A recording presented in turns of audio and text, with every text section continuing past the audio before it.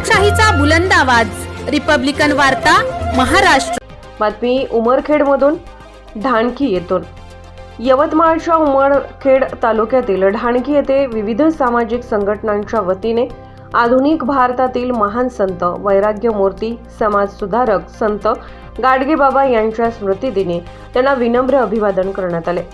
यावेळी प्रमुख उपस्थिती म्हणून रामराव गायकवाड, वंचित बहुजन आघाडीचे संबोधी गायकवाड, भारतीय युवा मोर्चाचे अमोल पाटील, आझाद समाज पार्टीचे जॉन टी विनकरे, अशोक गायकवाड, रमेश गायकवाड, राष्ट्रीय मुस्लिम मोर्चाचे शेख जब्बार इत्यादीसह अनेक मान्यवरांनी आपली उपस्थिती दर्शवून मनोगत व्यक्त केले।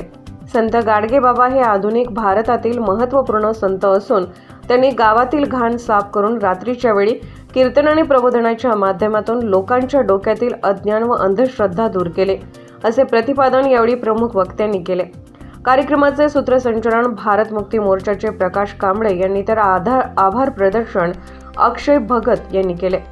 महापुरुष जीवन संदेश अभियान अंतर्गत लोकजागृती व्हावी अशा विचार व संकल्पनेतून मिलिंद चिकाटे यांनी या अभिवादन कार्यक्रमाचे आयोजन केले होते।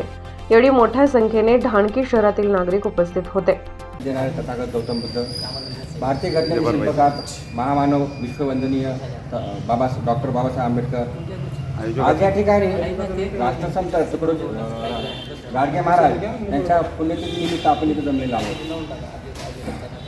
गोपाला गोपाला देवकीनंदन गोपाला या वाक्याचा प्रयोग करून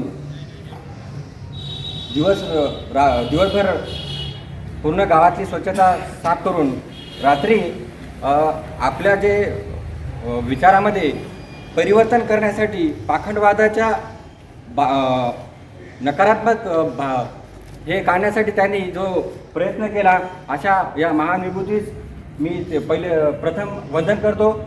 मित्रो, राष्ट्रसंत गाडगे महाराज यांनी एका शिक्षणाचे बी महत्त्व पटवून देण्यासाठी एक असं वाक्य बोललेलं आहे की एक वेळेस जेवणाचे ताट मोडा आणि आपल्या बायकोले कमी पैशाचं लुगडं घ्या, पण मुलांना शाळा शिकवा, अशा शब्दामध्ये त्यांनी शिक्षणाचे महत्त्व पटवून दिले। आणि अमरावती जिल्ह्यामध्ये वलगाव तालुका सेडगाव या ठिकाणी त्यांचा जन्म इसवी सन 23 फेब्रुवारी 1876 झाला आणि त्यांचा मृत्यू 20 डिसेंबर 1956 झाला। त्यांच्या बाबतीत जर आपल्याला सांगायचं झालं तर त्यांनी जे कार्य केलं, कोणत्याही संताचं कार्य, महापुरुषाचं कार्य असं असते की ते अविस्मरणीय असते। आज त्यांच्या विचारानं प्रेरित झालेली जनता ही आजही त्यांचे विचार घेऊन त्यांचे विचार जागरूक ठेवत त्यांना सुद्धा जागरूक ठेवतात। आणि रिपब्लिकन वार्ता न्यूजसाठी विदर्भ उपसंपादक राजेश ढोले, यवतमाळ।